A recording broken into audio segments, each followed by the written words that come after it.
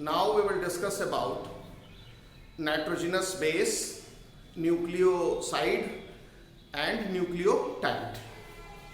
तो हम लोग अब नाइट्रोजिनस बेस, न्यूक्लियोसाइड्स और न्यूक्लियोटाइड्स के बारे में पढ़ेंगे। न्यूक्लियोसाइड्स और न्यूक्लियोटाइड, इनके बारे में पढ़ेंगे। नाइट्रोजिनस बेस हेट्रोसाइक्लिक कंपाउंड होता है। हेट्रोसाइक्लिक कंपाउंड का मतलब होता है कि इसमें रिंग पाई जाती है कार्बन की, और उसके साथ कार्बन के साथ साथ कुछ दूसरे एटम्स भी उस रिंग में पाए जाते हैं, तो ऐसे रिंग को हेट्रोसाइक्लिक रिंग कहा जाता है। तो याद रखें कि जो नाइट्रोजनस बेस होता है, इट इज कार्बन कंपाउंड। ये कार्बन कंपाउंड होते हैं, ठीक, मतलब इसमें कार्बन पाया जाता है, और कार्बन जो एटम है वो रिंग के रूप में पाया जाता है, और उस रिंग में सिर्फ कार्बन एटम ही नहीं होता, कुछ दूसरे एटम्स भी होते हैं, इसलिए उसको हेट्रोसाइक्लिक रिंग कहा जाता है। तो कार्बन कंपाउंड हेट्रोसाइक्लिक रिंग के रूप में मौजूद होता है, हेट्रोसाइक्लिक रिंग के रूप में मौजूद होता है, ठीक है। तो नाइट्रोजनस बेस क्या होता है? नाइट्रोजनस बेस एक ऑर्गेनिक कंपाउंड है, मतलब कार्बन कंटेनिंग कंपाउंड है, और इसमें कार्बन का रिंग पाया जाता है, ठीक, और कार्बन के रिंग में बीच में कुछ दूसरे एटम्स भी पाए जाते हैं, इसलिए ये नाइट्रोजनस बेस में हेट्रोसाइक्लिक रिंग होता है। होमोसाइक्लिक रिंग का मतलब होता है यदि रिंग में एक ही तरह का एटम हो तो होमोसाइक्लिक रिंग। हेट्रोसाइक्लिक रिंग का मतलब है जब रिंग में एक से ज्यादा तरह के एटम्स हो तो वो हेट्रोसाइक्लिक रिंग हुआ। क्लियर हुआ? तो नाइट्रोजनस बेस एक कार्बन कंपाउंड है जिसमें हेट्रोसाइक्लिक रिंग पाया जाता है। और कौन कौन से नाइट्रोजनस बेस होते हैं बॉडी के अंदर? तो ये जो एनसीईआरटी बुक मेंशन करती है वो ध्यान रखिए। नाइट्रोजनस बेस कुल 5 तरह के पाए जाते हैं, जो कि आगे चल करके जब आप डीएनए आरएनए पढ़ेंगे तो उसमें इनका जिक्र होगा। 5 तरह के नाइट्रोजनस बेस इसका जिक्र है। उसमें adenine, guanine,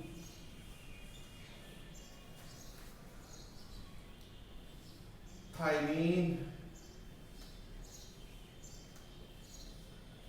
cytosine and uracil, ठीक है। तो नाइट्रोजनस बेसिस जो कि न्यूक्लिक एसिड के निर्माण में हिस्सा लेते हैं, न्यूक्लिक एसिड जैसे डीएनए एंड आरएनए, तो 5 तरह के नाइट्रोजनस बेसिस न्यूक्लिक एसिड के फॉर्मेशन में हिस्सा लेते हैं। Adenine, guanine, thymine, cytosine and uracil. ये 5 नाइट्रोजनस बेस ये कार्बन कंपाउंड है और इसमें हेट्रोसाइक्लिक रिंग पाया जाता है, ठीक है। अब इसके बाद यहाँ आपको ध्यान रखना है कि ये न्यूक्लियोसाइड और नाइट्रोजनस बेस में क्या अंतर है। जब किसी नाइट्रोजनस बेस के साथ जब शुगर अटैच हो जाता है तो उस कंपाउंड को कहेंगे न्यूक्लियोसाइड। तो ध्यान रखेंगे कि न्यूक्लियोसाइड क्या होता है कि नाइट्रोजनस बेस और शुगर जब मिलेंगे तो क्या बनेगा? न्यूक्लियोसाइड बनेगा। तो कोई भी नाइट्रोजनस बेस आप उठा लीजिए, यदि आप उसको शुगर से जोड़ देंगे तो वो हो जाएगा न्यूक्लियोसाइड। तो नाइट्रोजनस बेस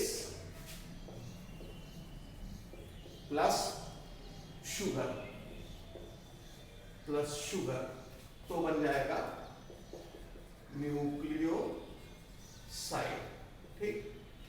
तो नाइट्रोजनस बेस जब शुगर के साथ जुड़ेगा तो बन जाता है न्यूक्लियोसाइड, ठीक।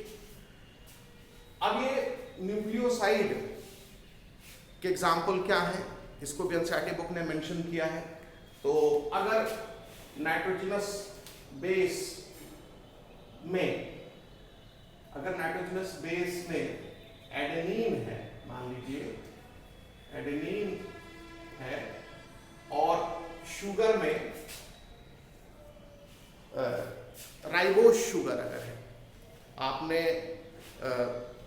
आज पहले पढ़ा होगा या आगे पढ़ेंगे कि जो मोनोसैकेराइड होते हैं या जिनको सिंपल शुगर्स कहते हैं, उसमें एक सिंपल शुगर है पेंटोज शुगर, राइबोज। तो अगर राइबोज शुगर है, क्योंकि ये राइबोज शुगर और डीऑक्सीराइबोज शुगर, यही दो तरह के शुगर्स होते हैं जो कि नाइट्रोजनस बेस के साथ कंबाइन करते हैं और न्यूक्लियोसाइड बनाते हैं। तो हम यहाँ पर जो शुगर कंसीडर कर रहे हैं वो है राइबोज शुगर, और जो नाइट्रोजनस बेस कंसीडर कर रहे हैं वो एडेनिन। तो ये दोनों जब जुड़ेंगे तो जो न्यूक्लियोसाइड बनेगा उसका नाम होगा एडिनोसिन। तो एनसीईआरटी बुक लिख देती है एडिनोसिन, ये नहीं बताती कि एडिनोसिन बना कैसे है, मतलब अपने टेक्स्ट में। तो एडेनिन प्लस राइबोज मिलेगा तो क्या बनेगा, एडिनोसिन। तो ये हो गया एडिनोसिन, आप याद रखेंगे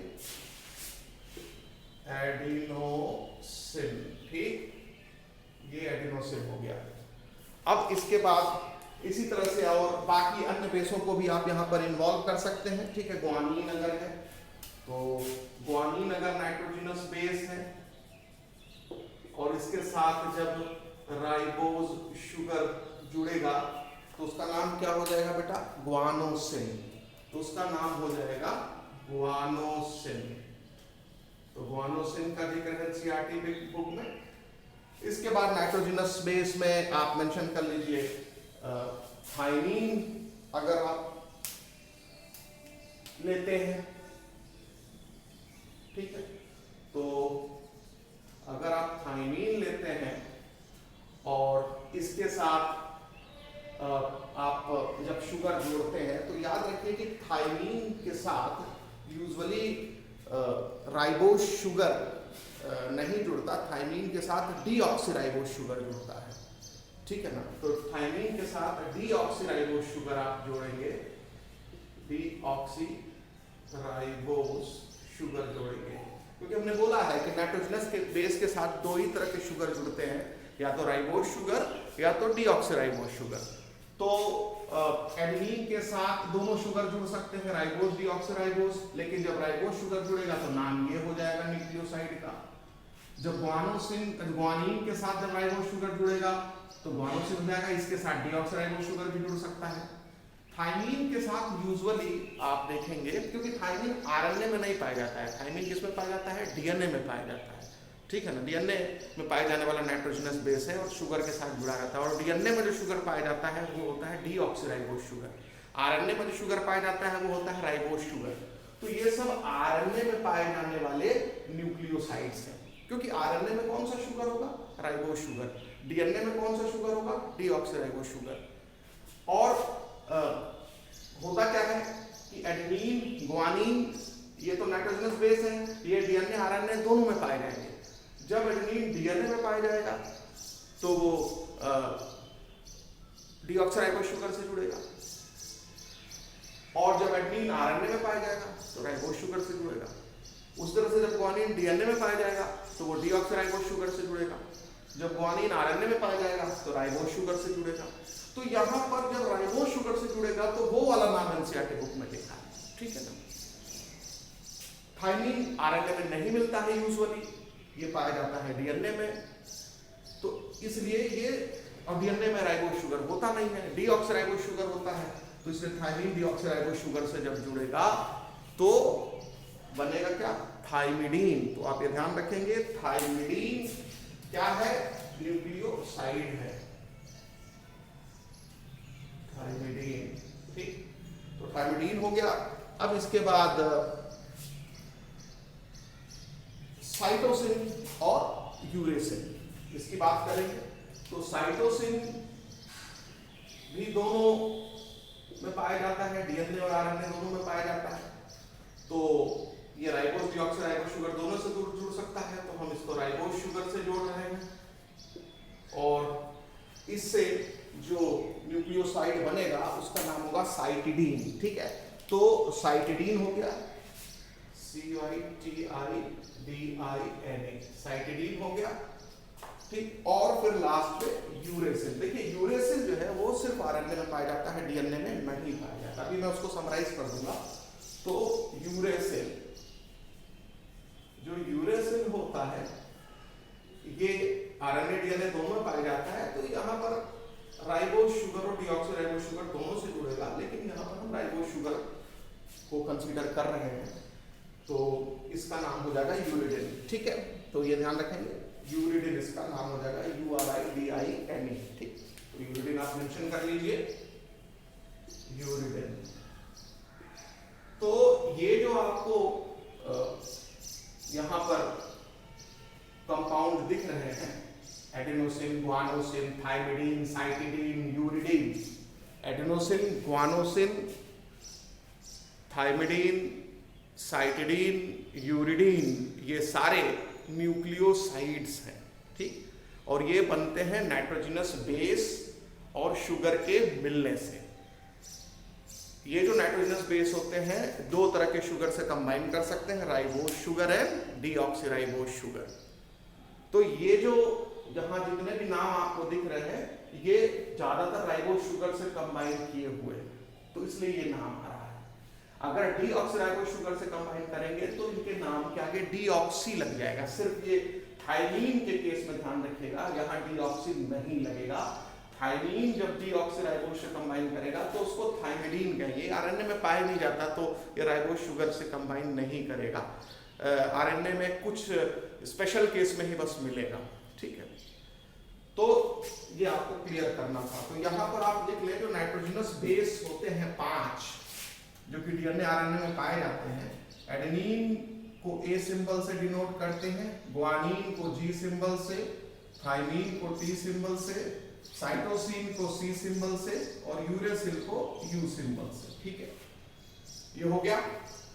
और इसमें से एडेनिन, ग्वानिन, साइटोसिन ये तो डीएनए आरएनए दोनों पाए जाते हैं। मतलब एडेनिन जो है वो डीएनए एंड आरएनए दोनों में पाया जाता है। साइटोसिन भी डीएनए एंड आरएनए दोनों में पाया जाता है, ठीक। थाइमीन जो है वो डीएनए में ही पाया जाता है, आरएनए में रेयर होता है, तो रेयर इन आरएनए लिख लेंगे। तो इसलिए डीएनए का बेस है रेयर इन आरएनए। तो अगर एक लाइन में बोलना हो कि ये डीएनए आरएनए दोनों में पाया जाता है तो कहेंगे नहीं, ये पाया जाता है डीएनए। और साइटोसिन डीएनए आरएनए दोनों में पाया जाता है, डीएनए एंड आरएनए बोथ। और यूरेसिल सिर्फ आरएनए में पाया जाता है, आरएनए में पाया जाता है, डीएनए में मिलता ही नहीं। तो adenine, guanine, thymine, cytosine, uracil ये नाइट्रोजनस बेस है। और कौन सा नाइट्रोजनस बेस किस न्यूक्लिक एसिड में पाया जाता है ये आपको क्लियर हो गया। और जब नाइट्रोजनस बेस शुगर से कंबाइन करते हैं तो न्यूक्लियोसाइड्स बनते हैं, ठीक है। और यहाँ पर 5 न्यूक्लियोसाइड का जिक्र है और 5 में से 4 न्यूक्लियोसाइड जो है वो राइबोज शुगर से अटैच दिखाए गए हैं, ठीक। और इसमें एक जो नाइट्रोजनस बेस है वो डीऑक्सीराइबोज शुगर से अटैच दिखाया गया है। हालांकि एनसीईआरटी बुक ने सिर्फ नाइट्रोजनस बेस का नाम लिख दिया है, ठीक है ना, 5 नाइट्रोजनस बेस के करस्पॉन्डिंग जो न्यूक्लियोसाइड है उनका नाम लिख दिया है, लेकिन ये नहीं बताया है कि कौन सा न्यूक्लियोसाइड किस नाइट्रोजनस बेस और किस शुगर के कॉम्बिनेशन से बना है, ठीक है। तो ये ध्यान रखेंगे। तो यूरेसिल चूंकि आरएनए में पाया जाता है तो ये सिर्फ राइबोज शुगर से ही कंबाइन करेगा। अच्छा, थाइमीन जो है वो मोस्टली डीएनए में पाया जाता है, तो इसका जो कॉमन जो न्यूक्लियोसाइड फॉर्म होगा वो डीऑक्सीराइबोज शुगर से कंबाइन करने वाला होगा। तो इन दोनों केस में तो शुगर फिक्स है, इसमें डीऑक्सीराइबोज शुगर से कॉम्बिनेशन नहीं दिखाएंगे और इसमें राइबोज शुगर से कॉम्बिनेशन नहीं दिखाएंगे। लेकिन एडेनिन का कॉम्बिनेशन दोनों से हो सकता है, डीऑक्सीराइबोज शुगर से भी होगा और राइबोज शुगर से भी होगा। ग्वानिन का कॉम्बिनेशन भी दोनों से होगा, डीऑक्सीराइबोज और राइबोज से। और साइटोसिन का भी कॉम्बिनेशन दोनों से होगा, डीऑक्सीराइबोज शुगर और राइबोज शुगर से। तो इस तरीके से आपको न्यूक्लियोसाइड के बारे में बता दिया गया। तो नाइट्रोजनस बेस हो गया, उसके बाद न्यूक्लियोसाइड हो गया। अब न्यूक्लियोटाइड्स क्या होते हैं? न्यूक्लियोटाइड्स जो है वो जब न्यूक्लियोसाइड कंबाइन करता है फॉस्फेट से, यानी नाइट्रोजनस बेस से जब शुगर जुड़ा तो क्या बना? न्यूक्लियोसाइड। और शुगर के दूसरे हिस्से से, शुगर का एक हिस्सा जुड़ गया नाइट्रोजनस बेस से, और शुगर का जब दूसरा हिस्सा जुड़ेगा फॉस्फोरिक एसिड से यानी फॉस्फेट से, तो बन जाएगा न्यूक्लियोटाइड। तो ये ध्यान रखेंगे कि फॉस्फेट जब जुड़ जाता है इस न्यूक्लियोसाइड से तो न्यूक्लियोटाइड बन जाता है। तो यहां पर आप ये मेंशन कर लेंगे कि nucleoside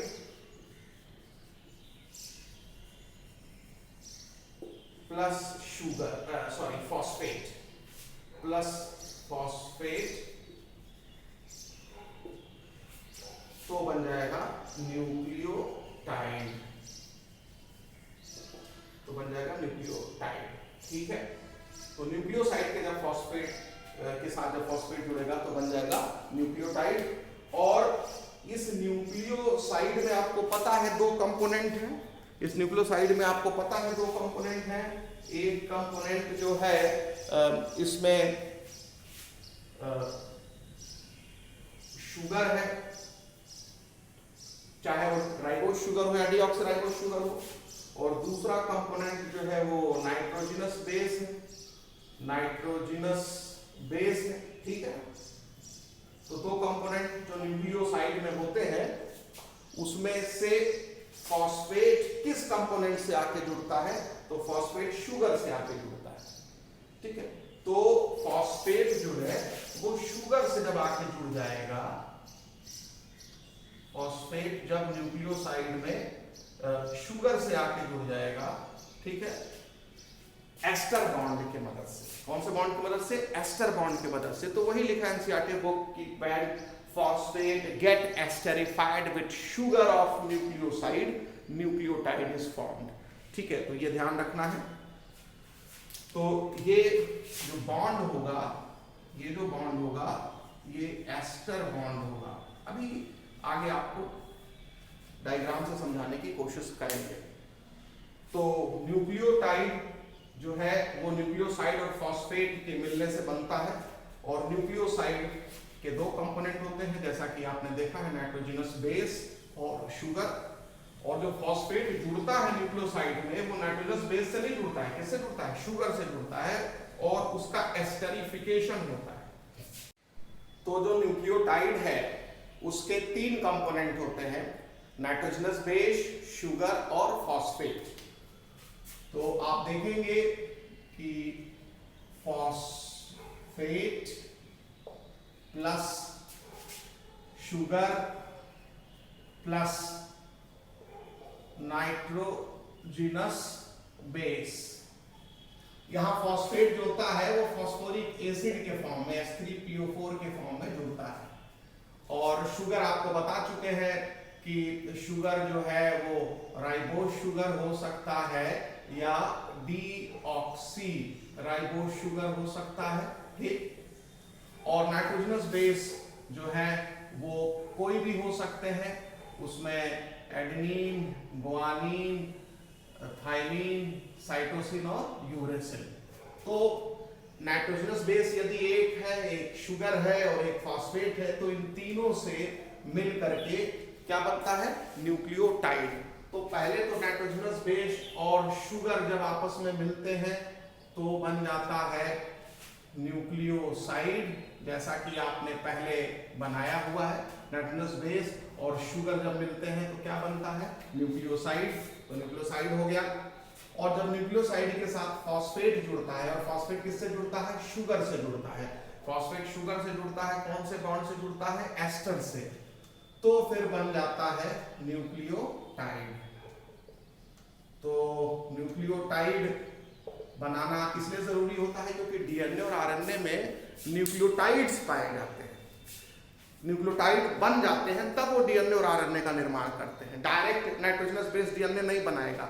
direct nucleoside DNA RNA नहीं बनाएगा, मतलब न्यूक्लिक एसिड चाहे वो डीएनए हो या आरएनए हो, वो डायरेक्ट नाइट्रोजनस बेस से नहीं बनेगा, डायरेक्ट शुगर से नहीं बनेगा इस, और या न्यूक्लियोसाइड से नहीं बनेगा। जब पहले नाइट्रोजनस बेस शुगर से कंबाइन कर लेगा तो क्या बन जाएगा, न्यूक्लियोसाइड। फिर न्यूक्लियोसाइड फॉस्फेट से कंबाइन कर जाएगा तो क्या बनेगा, न्यूक्लियोटाइड। अब ये जो न्यूक्लियोटाइड है ये यूनिट है किसके, न्यूक्लिक एसिड के। तो न्यूक्लियोटाइड जो होते हैं ये यूनिट ऑफ, तो न्यूक्लियोटाइड जो होते हैं ये यूनिट ऑफ न्यूक्लिक एसिड है, यूनिट ऑफ न्यूक्लिक एसिड। अब न्यूक्लिक एसिड वो डीएनए है, ठीक है, या आरएनए, यानी डीएनए आरएनए में जो यूनिट होता है वो 3 कंपाउंड मिल करके एक यूनिट बनाते हैं, और वो यूनिट बार बार जो है कई बार आता है, उसकी कॉपीज आती हैं, या भाई कुछ न्यूक्लियोटाइड में एडेनिन होगा, कुछ न्यूक्लियोटाइड में ग्वानिन होगा, कुछ में, क्योंकि जो न्यूक्लियोटाइड आपस में डिफर करेंगे वो या तो शुगर में डिफर करेंगे, अगर आरएनए है तो उसमें सारे न्यूक्लियोटाइड में क्या होगा, शुगर होगा, राइबोज शुगर होगा। यदि ये डीएनए में पाए जाने वाला न्यूक्लियोटाइड है, कोई भी न्यूक्लियोटाइड, तो उसमें क्या होगा, डीऑक्सीराइबोज शुगर होगा। फॉस्फोरिक एसिड तो सभी न्यूक्लियोटाइड में होगा, चाहे वो डीएनए हो या आरएनए हो, ठीक है।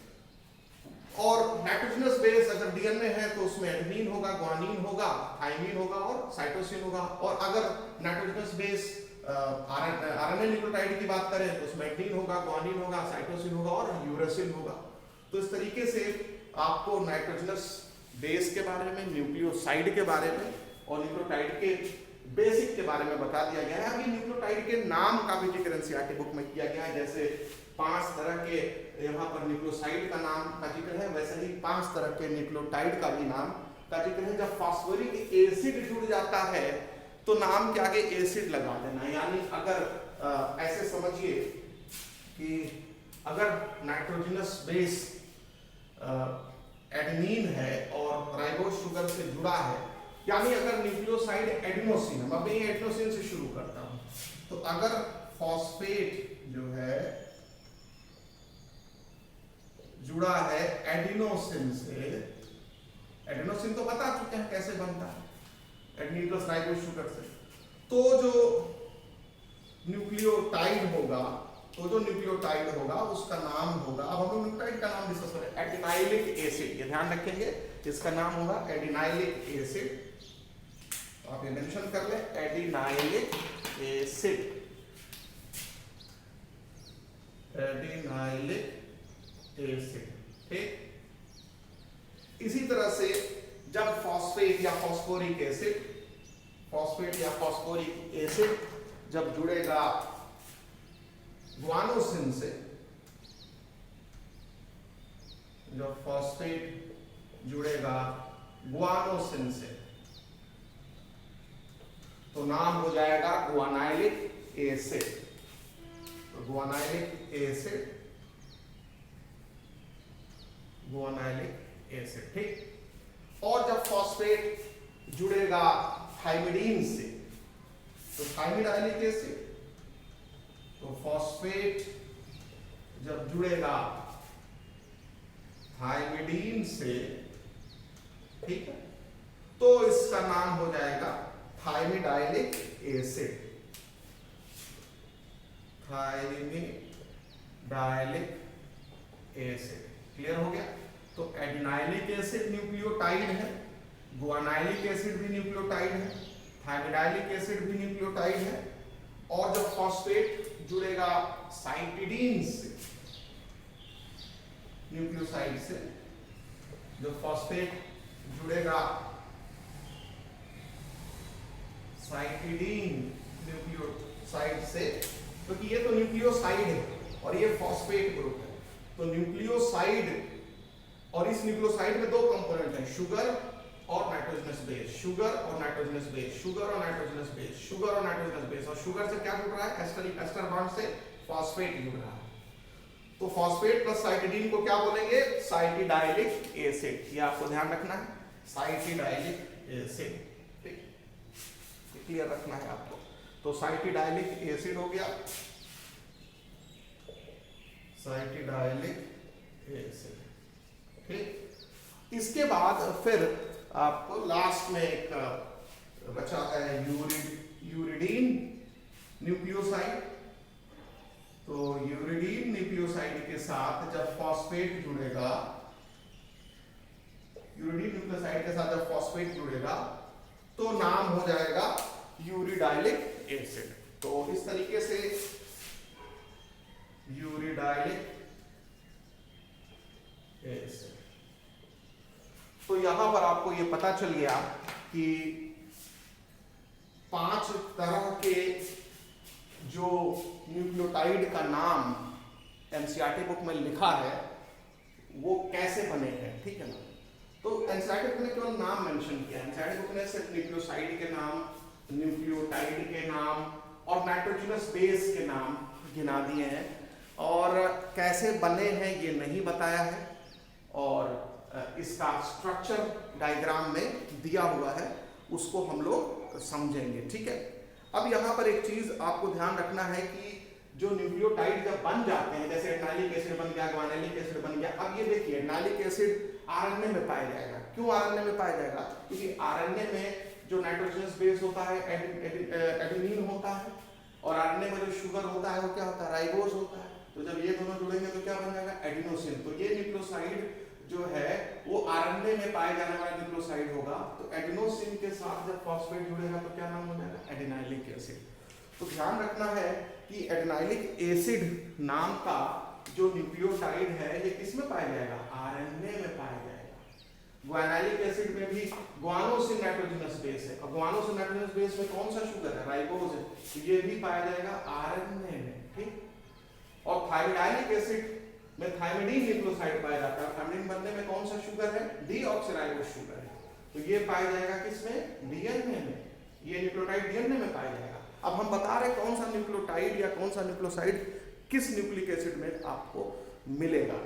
साइटिडाइलिक एसिड में साइटिडीन न्यूक्लियोसाइड है, ठीक है, साइटिडीन न्यूक्लियोसाइड है, और इसमें कौन सा शुगर है? Ribose sugar. तो ये पाया जाएगा आरएनए में, ठीक। उसी तरह से यूरिडाइलिक एसिड में यूरिडीन न्यूक्लियोसाइड है, और यूरिडीन न्यूक्लियोसाइड में राइबोज शुगर होता है। तो ये भी किसमें पाया जाएगा? आरएनए में पाया जाएगा। तो जो 5 न्यूक्लियोटाइड्स के नाम एनसीईआरटी बुक में मेंशन्ड है, वो डीएनए आरएनए में कहाँ मिलेंगे वो हमने आपको बता दिया। और फिर से मैं आपको बता दूं कि जितने भी नाइट्रोजनस बेस हैं, यदि इनके साथ डीऑक्सीराइबोज शुगर जुड़ता है थायमीन को छोड़ करके, क्योंकि थायमीन के साथ जब डीऑक्सीराइबोज शुगर जुड़ेगा तो इसके नाम में जो न्यूक्लियोसाइड बनेगा उसके नाम में डीऑक्सी नहीं जुड़ा हुआ है। लेकिन बाकी में यदि जैसे मान लीजिए एडेनिन प्लस डीऑक्सीराइबोज शुगर हो जाता, फॉर एग्जांपल हम यहां लिख दें adenine plus deoxyribose sugar, adenine plus deoxy ribose sugar अगर जुड़ता तो नाम हो जाता डीऑक्सी एडिनोसिन। यही मैं कहना चाह रहा हूं, डीऑक्सी एडिनोसिन हो जाता। तब आप एडिनोसिन नहीं लिखते, डीऑक्सी लगा देते, ठीक है। इसी तरह से मतलब अगर राइबोज शुगर की जगह कौन सा शुगर आ जाए? डीऑक्सीराइबोज शुगर आ जाए। ऐसे ही अगर गुआनिन भी डीऑक्सीराइबोज शुगर से जुड़ेगा तो उसका नाम क्या हो जाएगा? डीऑक्सीगुआनोसिन। साइटोसिन जब डीऑक्सीराइबोज शुगर से जुड़ेगा तो डीऑक्सीसाइटिडीन, ठीक। और यूरेसिल तो खैर जुड़ता नहीं है। तो आप ध्यान से ऑब्जर्व करेंगे कि थायमीन और साइटोसिन को निकाल दीजिए। एडेनिन दोनों शुगर से जुड़ेगा, ग्वानिन दोनों तरह के शुगर से जुड़ेगा, और साइटोसिन दोनों तरह के शुगर से जुड़ता है, जिसके एग्जांपल्स आपको कॉमनली मिलते हैं। तो जब डीऑक्सीएडिनोसिन बन जाएगा तो डीऑक्सीएडिनोसिन के साथ जब फॉस्फेट जुड़ेगा, यहाँ तो एडिनोसिन है और फॉस्फेट जुड़ा तो एडिनाइलिक एसिड हो गया जो आरएनए में पाया जाता है। लेकिन अगर यहाँ पर फॉस्फेट डीऑक्सीएडिनोसिन के साथ जुड़ेगा तो नाम हो जाएगा डीऑक्सीएडिनाइलिक एसिड। मतलब डीऑक्सी जोड़ते जाएंगे तो डीएनए का हो गया। तो यही 3 मतलब एडेनिन, ग्वानिन और साइटोसिन नाइट्रोजनस बेस जब डीऑक्सी शुगर के साथ जुड़ जाएगा, यानी जब डीएनए का कंपोनेंट बनाने के लिए जाएगा, तो डीऑक्सीएडिनोसिन, डीऑक्सीगुआनोसिन और डीऑक्सीसाइटिडीन आप लिखेंगे न्यूक्लियोसाइड के नाम, ठीक है। और जब इनको करस्पॉन्डिंग फॉस्फेट्स से जोड़ेंगे, जब ये फॉस्फेट से जुड़ेंगे तो हो जाएगा डीऑक्सीएटाइलिक एसिड, डीऑक्सीगोनाइलिक एसिड, डीऑक्सीसाइटिडाइलिक एसिड। ठीक है, तो मतलब यहाँ डीऑक्सी लगा सकते हैं, यहाँ डीऑक्सी लगा सकते हैं और यहाँ डीऑक्सी लगा सकते हैं। डीऑक्सीराइलिक एसिड आपको नहीं मिलेगा क्योंकि जो यूरेसिल बेस है वो डीएनए में तो होता नहीं है कि डीऑक्सी का कोई एग्जांपल मिल जाए। एडेनिन के साथ डीऑक्सी भी होगा और डीऑक्सी नहीं भी होगा, ग्वानिन के साथ डीऑक्सी भी होगा, डीऑक्सी नहीं भी होगा, साइटोसिन के साथ डीऑक्सी होगा, डीऑक्सी नहीं भी होगा, लेकिन थाइमिन के साथ डीऑक्सी नहीं होगा, भले ही वो डीएनए में पाया जाता है, एक कन्वेंशन है, इसको ध्यान रखिएगा। और यूरेसिल तो डीएनए में पाया नहीं जाता कि डीऑक्सी का मौका मिले उसको। एक बार और स्पष्ट कर देते हैं कि न्यूक्लिक एसिड में जो न्यूक्लियोटाइड, न्यूक्लियोसाइड और नाइट्रोजनस बेस होते हैं वो कौन कौन से होते हैं और इनके बीच में क्या रिलेशन है, ये मैं इसलिए फिर से समझाने की कोशिश कर रहा हूँ क्योंकि क्लास 12th में जो मॉलिक्यूलर जेनेटिक्स पोर्शन है वहाँ पर डीएनए आरएनए के बारे में आपको डिटेल में पढ़ना है। तो अभी अगर आप इसको समझे रहेंगे तो वहाँ पर चीज़ें आसान हो जाएंगी। ठीक है, तो आपको ये पता है कि न्यूक्लिक एसिड दो तरह का होता है। ठीक है ना, तो न्यूक्लिक एसिड दो तरह का होता है, डीएनए और आरएनए। ठीक है, डीएनए और आरएनए। डीएनए का फुल फॉर्म होता है डीऑक्सीराइबोन्यूक्लिक एसिड, डीऑक्सीराइबोन्यूक्लिक एसिड। ये क्लियर हुआ? और आरएनए का फुल फॉर्म होता है राइबोन्यूक्लिक एसिड, राइबोन्यूक्लिक एसिड। ठीक है, और ये जो डीएनए और आरएनए होते हैं यानी न्यूक्लिक एसिड होते हैं, they act as genetic material, genetic material के रूप में काम करते हैं। वायरसेस में आरएनए जेनेटिक मटेरियल के रूप में काम करता है, डीएनए भी जेनेटिक मटेरियल के रूप में काम करता है। कुछ वायरसेस में डीएनए जेनेटिक मटेरियल, कुछ वायरसेस में आरएनए जेनेटिक मटेरियल। जो कोरोना वायरस है आजकल बहुत चर्चा में है, उसमें जेनेटिक मटेरियल क्या है? आरएनए है। हम लोगों में जेनेटिक मटेरियल क्या है, या ज्यादातर वायरसेस के अलावा जितने भी लिविंग ऑर्गेनिजम्स हैं धरती पर, कुछ वायरसेस को छोड़ करके बाकी वायरसेस और जितने भी लिविंग ऑर्गेनिज्म है धरती पर, उन सब में जेनेटिक मटेरियल जो है वो डीएनए होता है। ठीक है, जो हेरिडिटी इंफॉर्मेशन को, जेनेटिक इंफॉर्मेशन को स्टोर करता है। आरएनए को भी जेनेटिक मटेरियल कहेंगे क्योंकि वो जेनेटिक इंफॉर्मेशन को प्रोटीन के फॉर्म में ट्रांसलेट करता है। तो जेनेटिक मटेरियल का डिफिनीशन जो है वो क्लास 12th में आपको डिटेल में समझाया जाएगा। फिलहाल ये ध्यान रखिए कि डीएनए और आरएनए दोनों ही जेनेटिक मटेरियल के रूप में काम करते हैं। ठीक है, फंक्शन है जेनेटिक मटेरियल। तो न्यूक्लिक एसिड जेनेटिक मटेरियल के रूप में काम करते हैं, जेनेटिक मटेरियल के रूप में काम करते हैं। ठीक है ना, डीएनए भी जेनेटिक मटेरियल है और आरएनए भी जेनेटिक मटेरियल है। ठीक, ये क्लियर हो गया? RNA is genetic material in some viruses, whereas in rest of viruses and all living organisms, genetic material is DNA. So RNA is genetic material of some viruses. कुछ viruses का genetic material क्या होता है? RNA होता है। ठीक है, that stores genetic information। यानी यहाँ जब जेनेटिक मटेरियल की हम बात कर रहे हैं तो जेनेटिक इंफॉर्मेशन को स्टोर करने वाले केमिकल की बात कर रहे हैं। तो जेनेटिक मटेरियल जब मैं यहाँ लिख रहा हूँ तो मेरा सेंस यहाँ पर स्टोरेज ऑफ जेनेटिक इंफॉर्मेशन है, स्टोरेज ऑफ जेनेटिक इंफॉर्मेशन की बात मैं कर रहा हूँ। ठीक है, और जो वायरस कॉमन है जिसमें कि आरएनए जेनेटिक मटेरियल के रूप में पाया जाता है, तो एक टोबैको मोज़ेक वायरस है जो यूनिट 1 के में एक पोर्शन होता है बायोलॉजिकल क्लासिफिकेशन, वहाँ आप पढ़ेंगे। ठीक है, तो वायरसेस जिसमें जेनेटिक मटेरियल आरएनए होता है वो होता है टोबैको मोज़ेक वायरस। एचआईवी जिससे कि एड्स होता है, HIV virus, human immunodeficiency virus, tobacco mosaic virus, corona virus. तो ये सब तमाम एग्जांपल्स हैं वायरसेस के केवल जिसमें आरएनए जेनेटिक मटेरियल के रूप में पाया जाता है। ठीक है, जबकि डीएनए जो होता है वो बाकी वायरसेस और सारे लिविंग ऑर्गेनिजम्स में, वायरस को हम लिविंग ऑर्गेनिज्म नहीं कहते हैं, वायरस जो होते हैं वो लिविंग और नॉन लिविंग के बीच के कनेक्टिंग लिंक होते हैं। यानी जब किसी सेल के अंदर रहेंगे वायरस तब वो लिविंग जैसा बिहेव करेंगे, और सेल के बाहर रहेंगे तो इनर्ट पार्टिकल जैसा बिहेव करेंगे। तो वायरसेस को लिविंग ऑर्गेनिज्म कहना सही नहीं होगा। लिविंग ऑर्गेनिज्म के लिए एक सेल का ऑर्गेनाइजेशन होना जरूरी है, सेल चैप्टर में हमने आपको बताया है, ठीक है।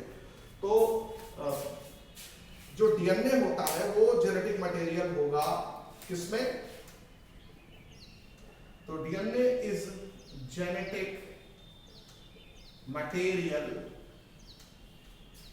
ऑफ सम वायरसेस, कुछ में आरएनए, कुछ वायरसेस में DNA, some viruses and all living organisms. All living organisms, जब यहां ऑल लिविंग ऑर्गेनिजम्स की बात करते हैं जिसमें सेलुलर ऑर्गेनाइजेशन पाया जाता है, मतलब जिसमें सेल पाई जाती है, आप ये समझिए, जिसमें सेल पाई जाती है, ऐसे लिविंग ऑर्गेनिज्म जिसमें सेल हो, ठीक। तो इनमें डीएनए जो होता है वो जेनेटिक मटेरियल के रूप में काम करता है। और जेनेटिक मटेरियल जब मैं कहता हूं तो मेरा sense storage of genetic information को लेकर के, ठीक। तो ये हो गया न्यूक्लिक एसिड का काम क्या है और न्यूक्लिक एसिड कितने तरह के होते हैं। और ये न्यूक्लिक एसिड के कंपोनेंट, इनके जो यूनिट्स होते हैं वो है न्यूक्लियोटाइड। बहुत सारे न्यूक्लियोटाइड आपस में जुड़ करके न्यूक्लिक एसिड बनाते हैं। तो न्यूक्लिक एसिड एक मैक्रो बायोमॉलिक्यूल है, बहुत बड़ा मॉलिक्यूल है न्यूक्लिक एसिड, ठीक है ना। और इसकी यूनिट क्या होगी, न्यूक्लियोटाइड। तो न्यूक्लिक एसिड क्या होता है, nucleic acid is macro biomolecule या बायो मैक्रो मॉलिक्यूल, जो भी लिख लेंगे। ये बायो मैक्रो मॉलिक्यूल है, ठीक है, मॉलिक्यूल्स हैं। जैसे आपको पहले बताया गया है कि ये एसिड इनसॉल्युबल पूल में पाए जाते हैं, फ्रैक्शन में पाए जाते हैं। और तो न्यूक्लिक एसिड आपको एसिड इनसॉल्युबल फ्रैक्शन में मिलेंगे, ठीक है, found in acid insoluble fraction, ठीक। एसिड इनसॉल्युबल पूल में मिलते हैं ये, क्योंकि बड़े मॉलिक्यूल हैं, पानी में घुल करके या एसिड में घुल करके एसिड सॉल्युबल फ्रैक्शन में नहीं आ सकते, तो एसिड इनसॉल्युबल फ्रैक्शन में ये पाए जाते हैं, ठीक है। अब यहां पर ये भी ध्यान रखना है कि न्यूक्लिक एसिड जब बायो मैक्रो मॉलिक्यूल है, क्यों बायो मैक्रो मॉलिक्यूल है, क्योंकि ये polymer of nucleotide, it is polymer of heteronucleotide, polymer of nucleotide है, ठीक है, न्यूक्लियोटाइड्स, यानी बहुत सारे न्यूक्लियोटाइड आपस में पॉलीमराइज करके, आपस में जुड़ करके न्यूक्लिक एसिड बनाते हैं। और एक न्यूक्लिक एसिड में, यानी डीएनए हो या आरएनए हो, उसमें एक ही तरह के न्यूक्लियोटाइड नहीं होंगे, डिफरेंट टाइप ऑफ न्यूक्लियोटाइड्स होंगे। तो ये हेटेरोपॉलीमर होते हैं। पॉलीमर में जब एक ही कंपाउंड बार बार रिपीट करता है तो होमोपॉलीमर। हेटेरोपॉलीमर में कई कंपाउंड्स जो है उनके रिपीटिंग यूनिट्स होते हैं, तो उनको बोलते हैं हेटेरोपॉलीमर। तो याद रखेंगे जो न्यूक्लिक एसिड होते हैं वो कौन से पॉलीमर होते हैं, होमोपॉलीमर की हेटेरोपॉलीमर होते हैं, ठीक है। तो ये हेटेरोपॉलीमर होते हैं न्यूक्लिक एसिड। और हेटेरोपॉलीमर इसलिए होते हैं क्योंकि जो डीएनए होगा या आरएनए होगा, यानी जो न्यूक्लिक एसिड होगा, उसमें एक ही तरह के न्यूक्लियोटाइड नहीं होंगे, कई तरह के न्यूक्लियोटाइड होंगे, ठीक है। यानी contains different types of nucleotide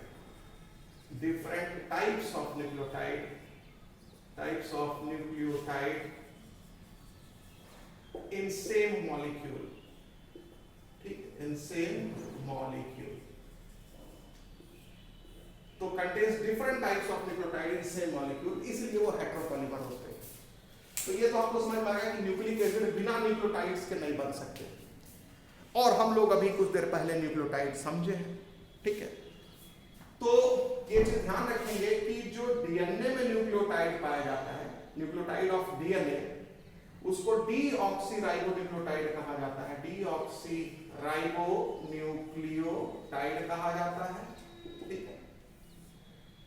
और जो आरएनए होता है उसमें जो जो न्यूक्लियोटाइड्स पाए जाते हैं उनको राइबोन्यूक्लियोटाइड्स कहा जाता है, राइबोन्यूक्लियोटाइड्स कहा जाता है। यानी आरएनए में पाए जाने वाले न्यूक्लियोटाइड्स को राइबोन्यूक्लियोटाइड कहा जाएगा और डीएनए में पाए जाने वाले न्यूक्लियोटाइड्स को डीऑक्सीराइबोन्यूक्लियोटाइड कहा जाएगा। ठीक है, अच्छा यहाँ पर आपको एक चीज ये भी पता है कि हर न्यूक्लियोटाइड के 3 कंपोनेंट होते हैं। ठीक है ना, कोई भी न्यूक्लियोटाइड है, आप पढ़े हैं अभी कुछ देर पहले कि न्यूक्लियोटाइड के 3 कंपोनेंट होते हैं। ठीक है ना, 3 कंपोनेंट होते हैं न्यूक्लियोटाइड के। एक कंपोनेंट जो होता है वो नाइट्रोजनस बेस होता है, जिसको हमने एनबी लिखा है। दूसरा कंपोनेंट होता है शुगर, और वो शुगर 5 कार्बन वाला शुगर होता है, तो उसको पेंटोज शुगर कहते हैं। 6 कार्बन वाले शुगर को क्या बोलते हैं? हेक्सोज कहते हैं। जैसे ग्लूकोज में 6 कार्बन C6H12O6, तो 6 कार्बन वाला शुगर है ग्लूकोज, तो हेक्सोज हो गया। राइबोज शुगर में 5 कार्बन वाला शुगर होता है, डीऑक्सीराइबोज शुगर में 5 कार्बन वाला शुगर है, तो एग्जाम्पल है वो। तो डीऑक्सीराइबोज शुगर, राइबोज शुगर, ये पेंटोज शुगर के एग्जाम्पल है। तो इसमें PS यानी पेंटोज शुगर पाया जाता है। जो हम एनसीईआरटी बुक लिखी है कि जो नाइट्रोजनस बेस है वो शुगर से कंबाइन करके न्यूक्लियोसाइड बनाते हैं, तो कौन सा शुगर है? वो पेंटोज शुगर है, 5 कार्बन वाला शुगर। या जो राइबोज शुगर में लिख रहा था, डीऑक्सीराइबोज शुगर में लिख रहा था, वो पेंटोज शुगर का ही एग्जाम्पल है। तो पेंटोज शुगर है। ठीक है, PS मतलब पेंटोज शुगर, NB मतलब नाइट्रोजनस बेस। तो न्यूक्लियोटाइड का एक कंपोनेंट नाइट्रोजनस बेस हो गया और पेंटोज शुगर हो गया। पहले इनके बीच में कॉम्बिनेशन होगा, पहले इनके बीच में बॉन्ड बनेगा, तो नाइट्रोजनस बेस और पेंटोज शुगर जब आपस में जुड़ेंगे तो बन जाएगा न्यूक्लियोसाइड, और फिर इस पेंटोज शुगर का एस्टरिफिकेशन होगा। पेंटोज शुगर एस्टर बॉन्ड बनाएगा किससे? फॉस्फेट के साथ। तो फॉस्फेट के साथ जब यहां जुड़ेगा तो उसको ये फॉस्फेट यानी फास्फोरिक एसिड के साथ सब जुड़ेगा तो बन जाएगा न्यूक्लियोटाइड। तो अब इनके बीच में बॉन्ड बन जाएगा पेंटोज शुगर और फॉस्फेट के बीच में। तो पहला बॉन्ड तो नाइट्रोजनस बेस और पेंटोज शुगर के बीच में बना। जब तक ये नहीं जुड़ेगा तब तक फॉस्फेट नहीं आके जुड़ेगा, तो पहले इन दोनों को जुड़ना होगा, यानी पहले न्यूक्लियोसाइड को बनना होगा। फिर जब न्यूक्लियोसाइड बन जाएगा तब फिर फॉस्फेट जुड़ेगा। तो ये दूसरा स्टेप होगा, यानी न्यूक्लियोटाइड बनने के 2 स्टेप होते हैं। पहले स्टेप में नाइट्रोजनस बेस पेंटोज शुगर से कंबाइन करेगा तो न्यूक्लियोसाइड बनेगा, फिर न्यूक्लियोसाइड फॉस्फेट से कंबाइन करेगा तो बनेगा न्यूक्लियोटाइड। तो न्यूक्लियोटाइड के 3 कंपोनेंट होते हैं। ये बात समझ में आ गया? क्लियर है? और जो नाइट्रोजनस बेस होते हैं ये हम आपको बता चुके हैं कि नाइट्रोजनस बेस जो डीएनए और आरएनए में हिस्सा लेते हैं वो कितने तरह के होते हैं? वो 5 तरह के होते हैं। तो ये भी आपको पता है कि जो नाइट्रोजनस बेस होगा वो 5 तरह के होते हैं जो डीएनए आरएनए में दिखाई देंगे।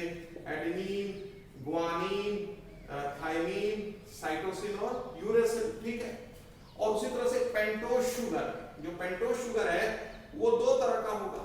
पेंटोज शुगर कितने तरह का होगा? 2 तरह का होगा। आपको बता चुके हैं जो डीएनए आरएनए में पाए जाते हैं।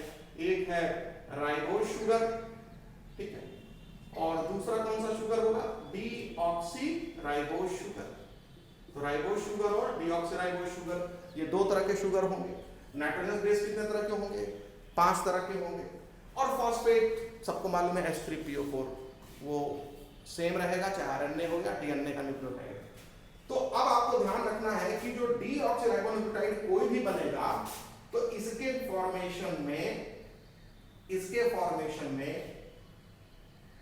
जो डीऑक्सीराइबोन्यूक्लियोटाइड होगा इसकी यूनिट में फॉस्फेट होगा, इसमें जो शुगर होगा वो डीऑक्सीराइबोज शुगर होगा।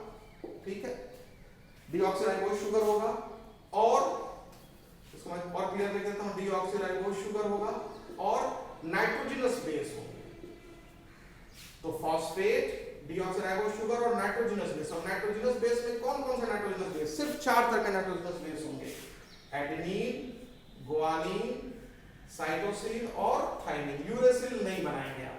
तो डीऑक्सीराइबोन्यूक्लियोटाइड अगर कोई आप बना रहे हैं तो ये चीज ध्यान रखिएगा कि इसके डीएनए में पाए जाने वाले जो न्यूक्लियोटाइड होगा उसमें भी नाइट्रोजनस बेस होगा, लेकिन उसके नाइट्रोजनस बेस में या तो एडेनिन होगा या गुआनिन होगा या साइटोसिन होगा या थाइमिन होगा। मतलब जो कोई भी न्यूक्लियोटाइड उठाएंगे तो उस न्यूक्लियोटाइड में एक ही बेस मिलेगा ना।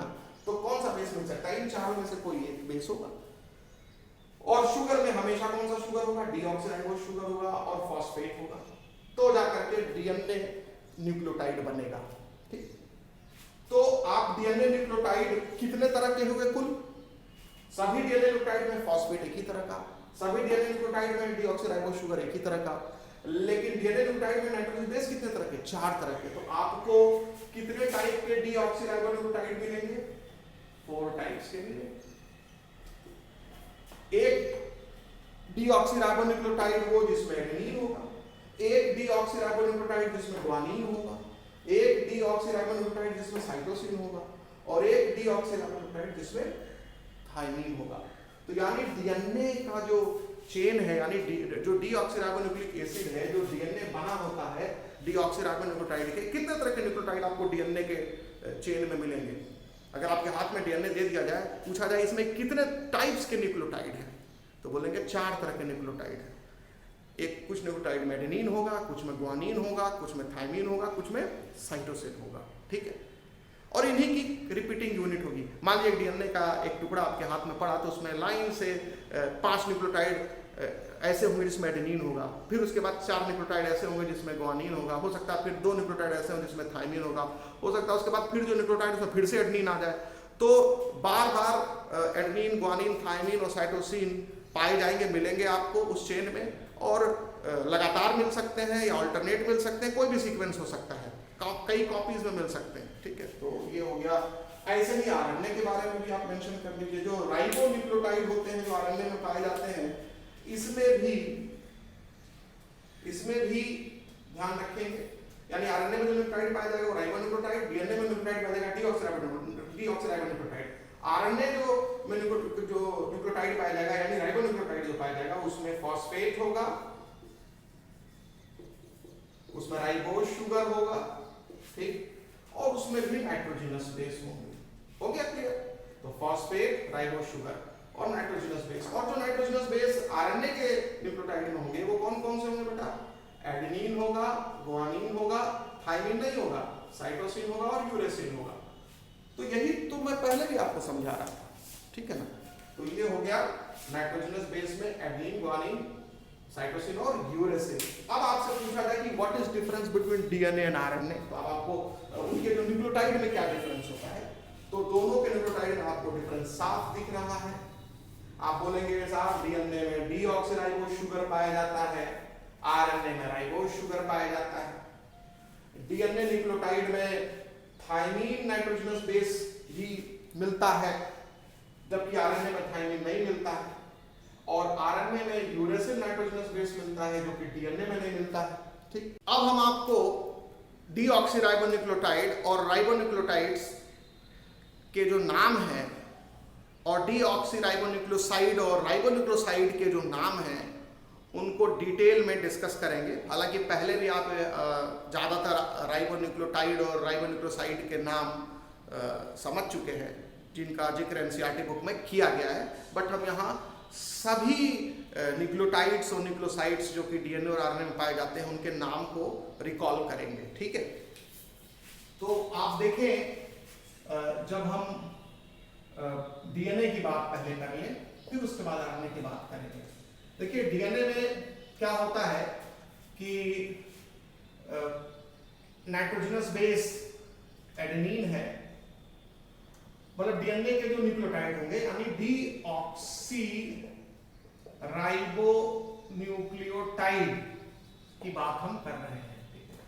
तो इसमें एडेनिन नाइट्रोजनस बेस होगा, और जब इसके साथ जुड़ेगा डीऑक्सीराइबोज शुगर, तो इसको मैं डीआर लिख ले रहा हूं, डीऑक्सीराइबोज शुगर, और ये एडेनिन है।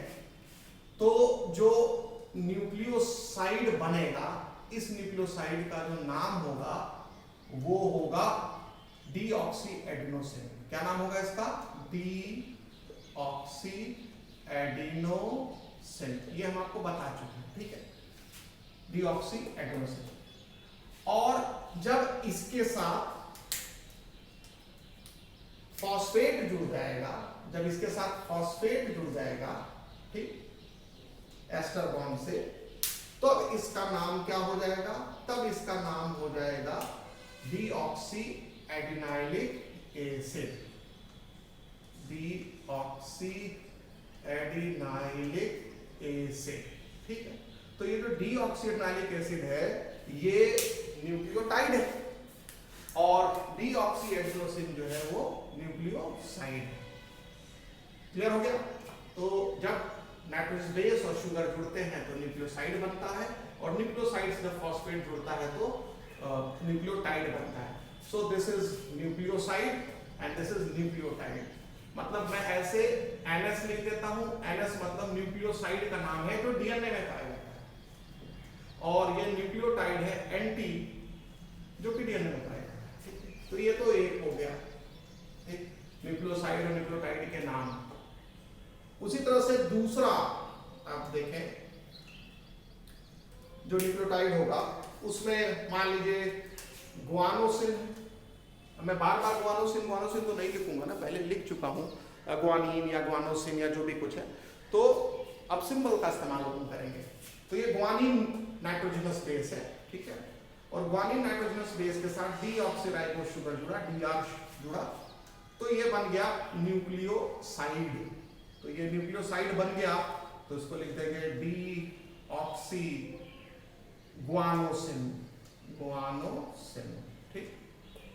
और जब इस न्यूक्लियोसाइड के साथ जब फॉस्फेट जुड़ेगा तो एसिड नाम लगा देंगे डीऑक्सीग्वानाइलिक एसिड। तो नाम हो जाएगा डीऑक्सीग्वानाइलिक एसिड, डीऑक्सीग्वानाइलिक एसिड। ठीक है, ये क्लियर हो गया?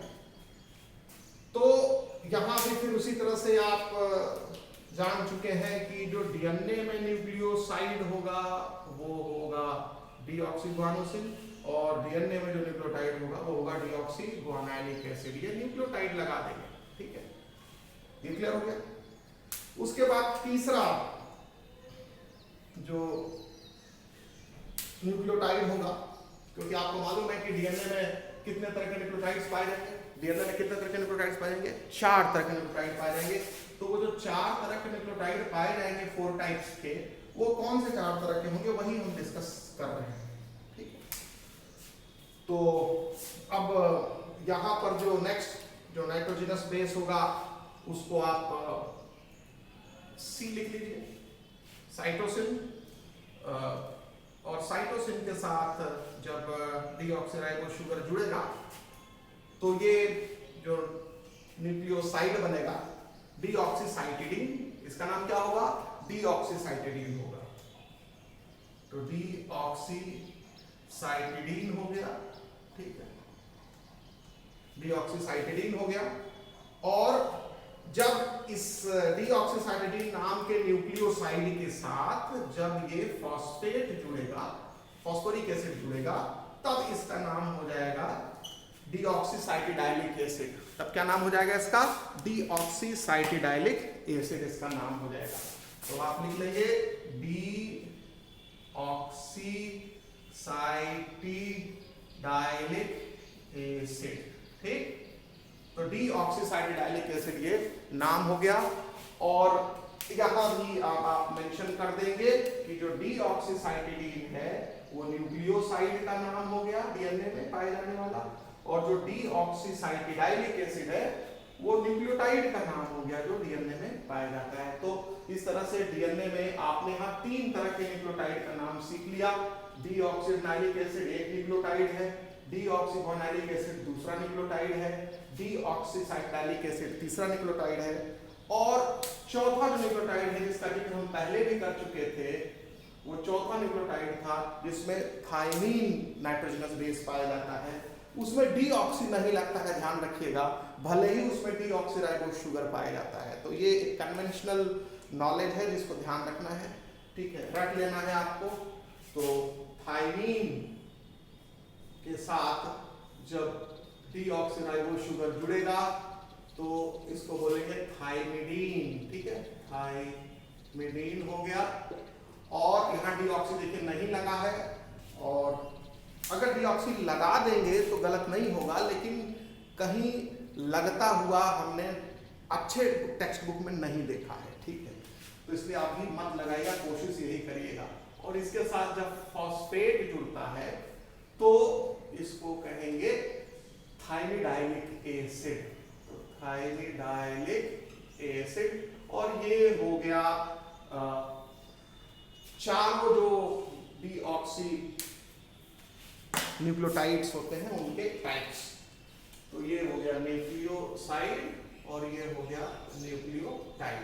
तो आपने देखा कि डीएनए में जो 4 तरह के न्यूक्लियोटाइड्स पाए जाते हैं वो कौन कौन से न्यूक्लियोटाइड्स पाए जाते हैं और उनके नाम क्या है। अभी स्ट्रक्चर वाला हिस्सा हम लोग अभी सबसे आखिरी में देखेंगे। पहले नाम समझिए, कंपोनेंट समझिए, मैं उसी पर अभी तक लेके चल रहा हूं आपको, क्योंकि आगे इसका काम आने वाला, ऑब्जेक्टिव क्वेश्चन मिलने वाले हैं इस पर। आपको कंफ्यूजन होगा, जबरदस्त कंफ्यूजन होगा, तो इसलिए मैं इस पर टाइम दे रहा हूं। तो डीऑक्सीराइबोन्यूक्लियोटाइड 4 तरह के होते हैं। वो चारों तरह के डीऑक्सीराइबोन्यूक्लियोटाइड के नाम आपको समझ में आ गए। और यहाँ देखने से कोई भी अगर आप न्यूक्लियोटाइड देखिए तो सब में शुगर क्या है, सेम है, केवल फर्क क्या हुआ है, बेस का। यहाँ एडेनिन है, यहाँ ग्वानिन है, यहाँ साइटोसिन है, यहाँ थाइमिन है। तो डीएनए का न्यूक्लियोटाइड, यानी जब डीएनए को आप टुकड़ों में अलग करेंगे, न्यूक्लियोटाइड्स अलग करेंगे, तो आपके पास कितने तरह के टुकड़े मिलेंगे, 4 तरह के। ठीक है, तो मान लीजिए अगर डीएनए का ये एक टुकड़ा है तो उसमें ये सब न्यूक्लियोटाइड्स हैं। ठीक है, ये सब न्यूक्लियोटाइड्स हैं, आपस में जुड़े हुए न्यूक्लियोटाइड। ठीक है, तो हम बोल सकते हैं strand of DNA. Strand of DNA, DNA का एक स्ट्रैंड है। ठीक है, यूजुअली आप पढ़ोगे डीएनए के 2 स्ट्रैंड, एक डीएनए मॉलिक्यूल में डीएनए के 2 स्ट्रैंड्स होते हैं और दोनों स्ट्रैंड एक दूसरे पर हेलिकल कॉइलिंग दिखाते हैं ऐसे। तो ये एक स्ट्रैंड हमने लिया है और ये मान लो एक स्ट्रैंड है डीएनए का। तो इसमें कुछ न्यूक्लियोटाइड में एडेनिन होगा, कुछ न्यूक्लियोटाइड में ग्वानिन होगा, कुछ में साइटोसिन होगा, कुछ में हो सकता है बगल में से फिर साइटोसिन, उसके बगल में फिर ग्वानिन आ जाए, इसके बगल में फिर एडेनिन आ जाए, फिर थाइमिन आ जाए, फिर थाइमिन आ जाए। तो आप देख रहे हैं कि ये एक लंबा चेन है न्यूक्लियोटाइड का। इसी को बोलते हैं पॉलीमर ऑफ न्यूक्लियोटाइड। तो डीएनए क्या है, पॉलीमर ऑफ न्यूक्लियोटाइड। ठीक है, तो ये सब न्यूक्लियोटाइड्स में डीएनए के अंदर पाए जाने वाले हैं। और उस न्यूक्लियोटाइड में सिर्फ हम नाइट्रोजनस बेस दिखा रहे हैं। क्यों नाइट्रोजनस बेस दिखा रहे हैं? क्योंकि इसी का अंतर है, इसमें और इस 2 न्यूक्लियोटाइड में अंतर शुगर का नहीं है, अंतर फॉस्फेट का नहीं है, अंतर किसका है, नाइट्रोजनस बेस का है। तो हम यहाँ AGC, यही तरीका होता है डीएनए के थ्रेड को दिखाने का कि डीएनए के थ्रेड में न्यूक्लियोटाइड का क्या सीक्वेंस है। तो AGGCCT, ठीक, ये सीक्वेंस है। तो इस तरह से आपको ध्यान रखना है। और यही 4 तरह के न्यूक्लियोटाइड मिलेंगे। अब एक न्यूक्लियोटाइड की कॉपी भी हो सकती है, जैसे ए यहाँ पर है, यहाँ भी आ जाएगा, C लगातार भी आ सकता है। मतलब न्यूक्लियोटाइड कंटिन्यूअसली रिपीट दिखा सकते हैं या इनका रिपीटिशन कुछ समय बाद हो सकता है। ये डिपेंड करता है डीएनए मॉलिक्यूल किस स्पीशीज का है। और यही डीएनए का जो सीक्वेंस होता है ये वैरी करता है डिफरेंट ऑर्गेनिजम्स में, जिससे कि डिफरेंसेस आते हैं person to person, living organism to living organism, जो आगे हम लोग पढ़ेंगे। ठीक है, अच्छा, अब यहाँ पर जो डीऑक्सीराइबोन्यूक्लियोटाइड है इनके सिंबॉलिक नाम भी है, ध्यान रखिएगा, शॉर्ट में नाम भी है। इसको डीऑक्सी, जैसे ये हो गया डीऑक्सी एडेनोसिन हो गया ये। ठीक है, तो एक चीज मैं यहाँ पर आपको ये बताना चाहता हूँ कि इनको शॉर्ट में कैसे लिखेंगे। तो शॉर्ट में मतलब इनका शॉर्टर वर्जन क्या है इस नाम का। तो जो न्यूक्लियोटाइड की बात कर रहे हैं तो इसको DAMP, इसको डीऑक्सी एडेनोसिन मोनोफॉस्फेट कहते हैं। देखिए ना, एक फॉस्फोरस जुड़ा है ना, तो इसका एक और नाम भी हो गया। डीऑक्सीनालिक एसिड को एक और नाम से जानते हैं, डीऑक्सी एडेनोसिन। ये एनसीईआरटी में नहीं मिलेगा, तो इसलिए ये सब एक्स्ट्रा बता रहे हैं। और आगे है तो इसलिए अब जरूरी है डीऑक्सी एडेनोसिन मोनोफॉस्फेट, ठीक है ना बेटा। डीऑक्सी एडेनोसिन तो तुम लिखे ही हुए, और इसके साथ कितने फॉस्फोरस जुड़ा है, एक ही P दिख रहा है ना, तो मोनोफॉस्फेट। तो इसके नाम के आगे मोनोफॉस्फेट लगा तो डीऑक्सी एडेनोसिन मोनोफॉस्फेट। यही इसी को बोलते हैं डीऑक्सी एडेनाइलिक एसिड, क्योंकि फॉस्फोरिक एसिड है ना, तो एसिड शब्द लगा देना।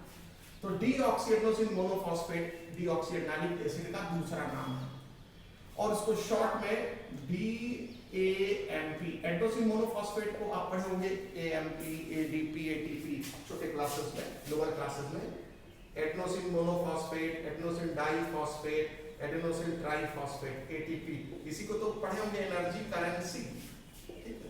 ये एनर्जी करेंसी है, इसी के टूटने से ऊर्जा मिलती है और आपकी बॉडी की तमाम एक्टिविटीज होती हैं, सेलुलर एक्टिविटीज, ठीक है। तो ATP में ट्राइफॉस्फेट 3 फॉस्फेट है, ADP में 2 फॉस्फेट है, AMP में 1 फॉस्फेट है, adenosine monophosphate, adenosine diphosphate, adenosine triphosphate.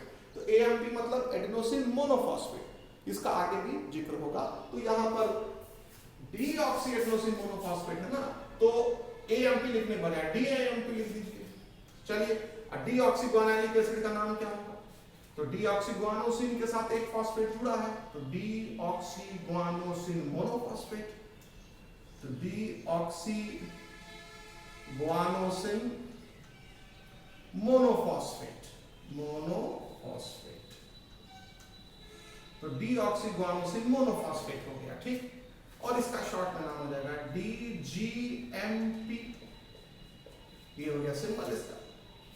तो DAMP क्या है? DNA में पाए जाने वाला एक न्यूक्लियोटाइड है। DGMP क्या है? DNA में पाए जाने वाला एक न्यूक्लियोटाइड है। ऐसे ही इसको भी लिख लेंगे,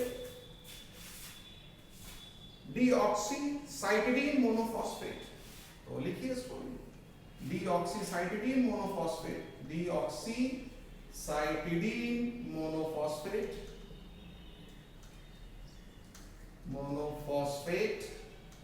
ठीक है।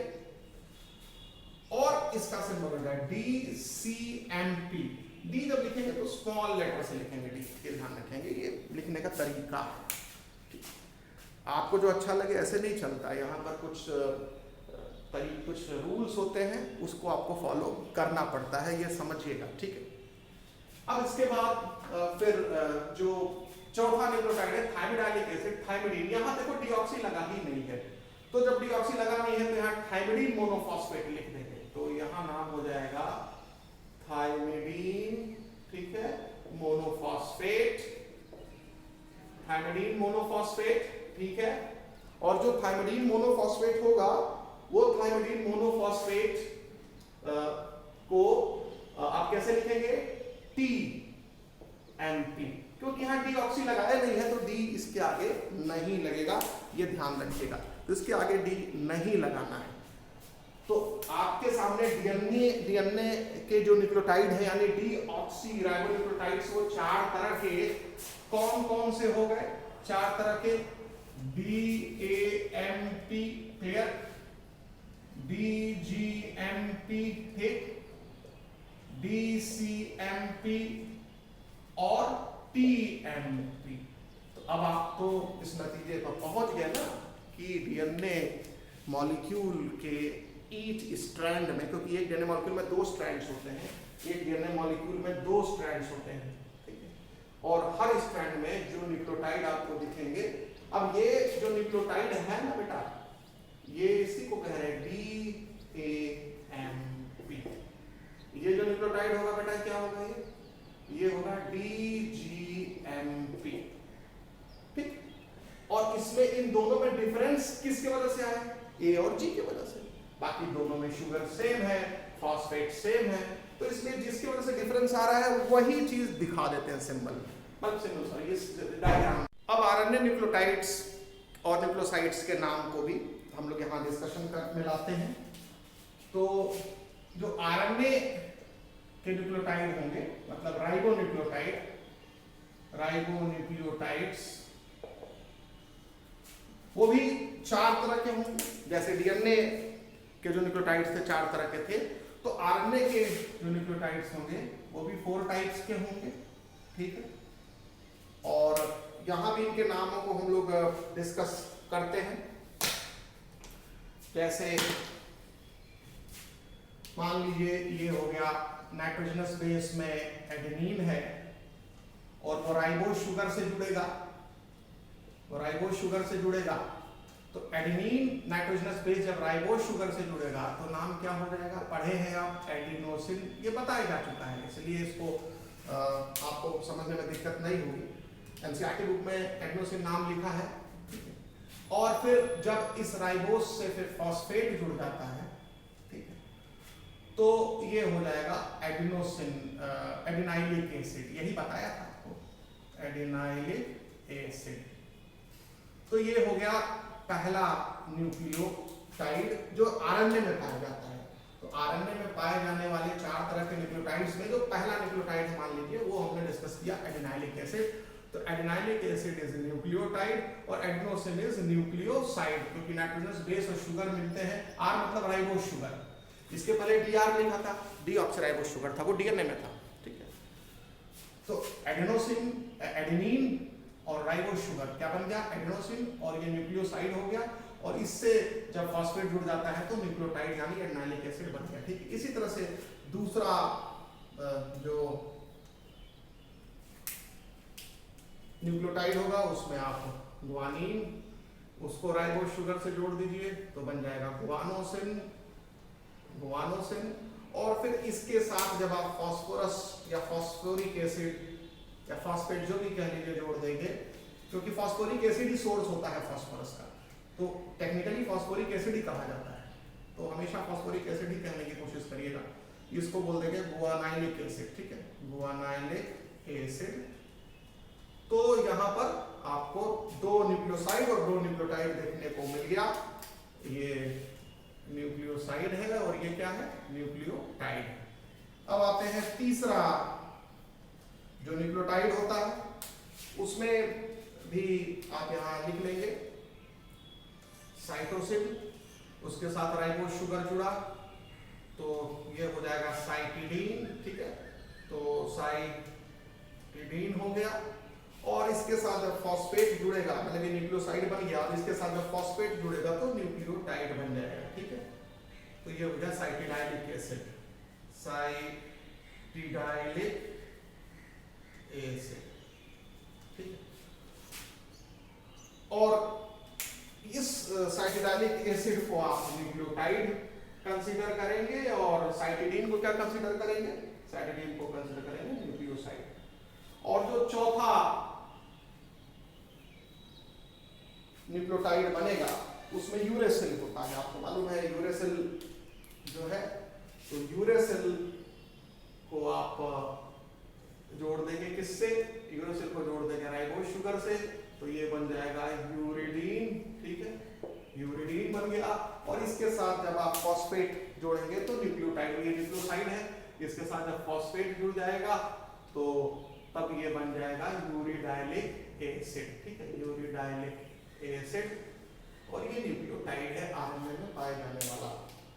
तो इस तरह से आपको 4 तरह के आरएनए न्यूक्लियोसाइड और 4 तरह के आरएनए न्यूक्लियोटाइड का नाम पता चल गया। डीएनए में भी ऐसे ही बताया था, आरएनए में भी ऐसे क्लियर हो गया। तो आप देखिए कि एनसीईआरटी बुक, पहले हमने एनसीईआरटी बुक में जो पॉइंट्स थे वो डिस्कस किए, तो आधे अधूरे हैं, छूटे छपटे हुए उसके पॉइंट्स हैं, ठीक है। तो कुछ जगह पर यह जरूरी होता है कि इलाबोरेट किया जाए, तो यहाँ पर हमने किया है, और जहां नहीं जरूरत वहां नहीं करेंगे, बिकॉज टाइम को भी बचाना है। आपके पास अगर 10 वेपन्स हैं और ठीक से चलाने किसी वेपन को नहीं आता है, और किसी इंसान के पास एक ही वेपन है और बहुत अच्छे से उसको चलाने आता है कि उसने बहुत रियाज किया है, तो दोनों के बीच में लड़ाई होगी तो एक वेपन वाला जीतेगा, 10 वेपन वाला नहीं जीतेगा। तो आपके पास 2000 2 लाख पॉइंट कलेक्ट हो जाए, लेकिन याद बहुत कम रहे उसमें से। Collection is not important, important is तुम अपने अंदर ले क्या रहे हो उसमें से। कलेक्शन जरूरी नहीं है, कलेक्शन से ज्यादा जरूरी है जितने पॉइंट है वो याद कितने लंबे समय तक तुम्हारे अंदर है, वो काम आने वाले। एग्जाम के दिन तुमने 2 लाख कलेक्ट किए थे, कोई 10 लाख कलेक्ट किया था, उससे सिलेक्शन नहीं होता। उसने दिमाग में कितना बैठाया है, और बैठाने के लिए आपको समझना पड़ता है एक चीज को जितना देर टाइम दोगे उतना लंबे समय तक आपके दिमाग में बैठा रहेगा। सो पढ़ाई का सबसे बेसिक चीज ध्यान रखिएगा, किसी चीज को रुक के समझ के पढ़िए तब आगे बढ़िए। कछुआ बनिए, खरगोश बन के पढ़ाई नहीं पढ़ी जा सकती। It may take time, time लग सकता है, लगने दीजिए। हर बच्चे का दिमाग अलग अलग होता है, कोई एक चीज को 1 घंटे में समझता है, कोई 5 घंटे में समझता है। तो आप कंपेयर मत करिए अपने आप को दूसरे बच्चों से कि वो जो कर रहा है वही हम करेंगे। हम कैसे तैयारी करें, तैयारी करने का तरीका सबका अलग अलग होता है। हम एक चीज़ कैसे बता सकते हैं, हर बच्चा एक ही सवाल पूछता है, सर हमको बताइए कैसे आपके दिमाग में रहता है, हमको कैसे याद होगा। हम कहे बेटा ये समय के साथ आता है, अनुभव के साथ आता है, जितना समय आप दोगे उतना देर तक आपके दिमाग में रहेगा। तो ये ध्यान रखिए, ये सब चीज़ें आपको बैठानी है दिमाग में, ठीक है ना। तो आइए अब इसका शॉर्ट, इसको दूसरा अल्टरनेटिव नाम भी देखते हैं, उसका फॉर्मूला शॉर्ट जो इसका सिंबलिक प्रेजेंटेशन है वो भी देखते हैं। तो जैसे हमने कहा था डीएनए में डीऑक्सीराइबोनिक एसिड था तो डीएमपी लिखा था, ये एडेनाइलिक एसिड है यानी एडिनोसिन के साथ एक फास्फोरस जुड़ा हुआ है तो इसको बोल देंगे एडिनोसिन मोनोफॉस्फेट। एडिनोसिन के साथ एक फास्फोरस जुड़ा है तो एडिनोसिन के साथ एक फास्फोरस जुड़ा तो एडेनाइलिक एसिड बना, तो इसका नाम हो जाएगा एडिनोसिन मोनोफॉस्फेट। और इसी को पढ़ेंगे AMP। Yes, AMP। तो एडिनोसिन मोनोफॉस्फेट जब आप लोग पढ़े होंगे छोटे क्लासेस में, लोअर क्लासेस में, AMP में एक फास्फोरस होता है, ठीक है, और इसके साथ जब एक और फास्फोरस जुड़ जाता है, ठीक है, जैसे एडिनोसिन है, ये न्यूक्लियोसाइड है, इसके साथ जब एक फास्फोरस जुड़ गया तो इसी को आपने बोल दिया क्या, AMP। इसके साथ एक और फास्फोरस जोड़ दो, इस फास्फोरस के साथ जब एक और फास्फोरस जुड़ जाता है तो इसको बोल देते हैं ADP, एडिनोसिन डाइफॉस्फेट। और इसके साथ एक और फास्फोरस जुड़ जाता है तो इसी को बोलते हैं ATP। तो आपको समझ में आया कि ATP जिसको हम एनर्जी करेंसी कहते हैं, जो माइटोकॉन्ड्रिया में बनता है, क्लोरोप्लास्ट में बनता है, ठीक है, during light reaction of photosynthesis, वो है क्या, वो राइबोन्यूक्लियोटाइड है। राइबोन्यूक्लियोटाइड है, क्यों नहीं न्यूक्लियोटाइड है? न्यूक्लियोटाइड किससे बनता है? न्यूक्लियोटाइड बनता है नाइट्रोजनस बेस से और शुगर से। नाइट्रोजनस बेस और शुगर तो मिलकर यहाँ एडिनोसिन बना ही दिए हैं, और उसके साथ जब एक फास्फोरस जुड़ेगा तो ये न्यूक्लियोटाइड हो गया। AMP is a nucleotide, AMP is a ribonucleotide. बस अंतर क्या, इसमें दो फास्फोरस और जुड़ गए। फास्फोरस की पूरी पूंछ बन सकती है, लंबी चेन बन सकती है, तब भी वो न्यूक्लियोटाइड ही रहेगा। तो what is ATP? ATP is also a ribonucleotide, एक न्यूक्लियोटाइड है, लेकिन ये आरएनए बनाने में हिस्सा नहीं लेता, क्योंकि आरएनए तभी से बनेगा जब इससे ये दो फास्फोरस अलग हो जाए, तो ये बचेगा और ये बचेगा, तो ये जो है आरएनए में हिस्सा ले लेगा इस रूप में। लेकिन बेसिकली ATP क्या है? It is a nucleotide. और कौन सा? डीऑक्सी, क्योंकि इसमें शुगर कौन सा है? आप पढ़े हो ना, एडिनोसिन में एडेनिन बेस होता है और कौन सा शुगर होता है? राइबोस शुगर होता है। तो राइबोस शुगर और एडेनिन बेस मिलकर के तो एडिनोसिन बना है। तो इसका पूरा नाम क्या है? Adenosine triphosphate. तो इसमें भी तो एडिनोसिन है ना, तो एडिनोसिन हो गया और एक फॉस्फेट आ गया तो AMP, दो फॉस्फेट आ गया तो ADP, तीन फॉस्फेट आ गया तो ATP। तो what is ATP? Chemically ATP क्या है? एक न्यूक्लियोटाइड है, क्योंकि इसमें एक नाइट्रोजनस बेस है, इसमें एक राइबोस शुगर है और फॉस्फेट है, और एक नहीं तीन फॉस्फेट है। और इसमें जो लास्ट के दो फॉस्फेट होते हैं, मतलब ये दो फॉस्फेट होते हैं, ये हाई एनर्जी से जुड़े होते हैं। ये वाला बॉन्ड थोड़ा तिरछा दिखाते हैं, इनको हाई एनर्जी फॉस्फेट बॉन्ड बोलते हैं। तो ये टूटेगा तो एनर्जी निकलेगी ज्यादा, ये टूटेगा तो ज्यादा एनर्जी निकलेगी इसके टूटने के रिस्पेक्ट में। ये सिंपल बॉन्ड है, ये हाई एनर्जी फॉस्फेट बॉन्ड है। तो इसीलिए ध्यान रखिएगा कि ATP क्या है, ADP क्या है और AMP क्या है, ठीक है। चलिए, उसके बाद ये जो ग्वानानिक एसिड है, इसका जो नाम होगा उसको बोलेंगे ग्वानोसिन मोनोफॉस्फेट। ग्वानोसिन मोनोफॉस्फेट, ठीक है। और उसको GMP पढ़ेंगे। क्या पढ़ेंगे बेटा? GMP। तो ये हो गया ग्वानोसिन मोनोफॉस्फेट, इसको GMP पढ़ेंगे। इसके बाद अगर यही डीएनए का होता तो डीऑक्सी लिखते, तो DGMP लिखते। अब इसके बाद साइटिडाइलिक एसिड, इसका नाम लिख लेंगे साइटिडीन मोनोफॉस्फेट।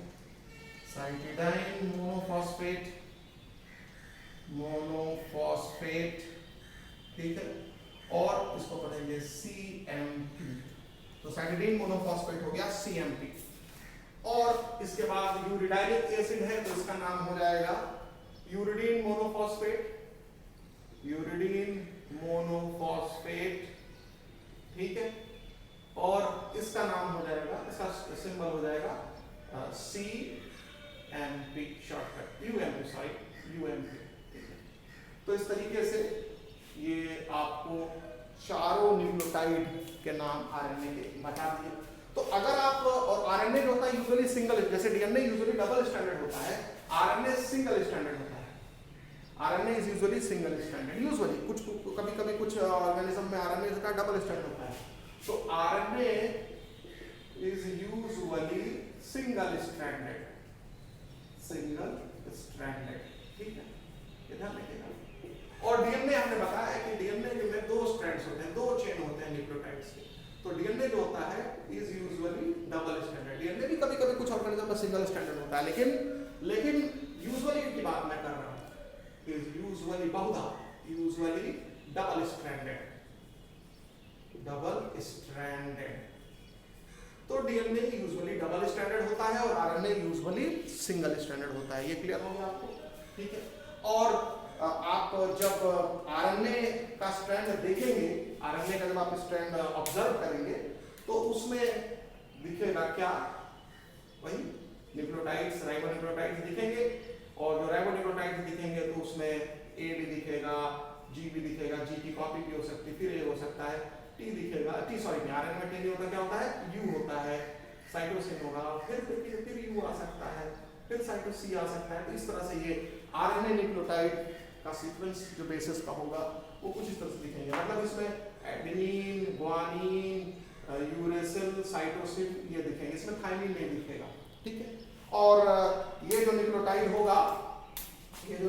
होगा, इसी को हम, इस पूरे न्यूक्लियोटाइड को क्या बोलेंगे, जिसमें एडेनिन नाइट्रोजनस बेस है, AMP, इसको क्या कहते हैं, GMP, ये क्या हो जाएगा, UMP, इसको क्या कहते हैं, CMP।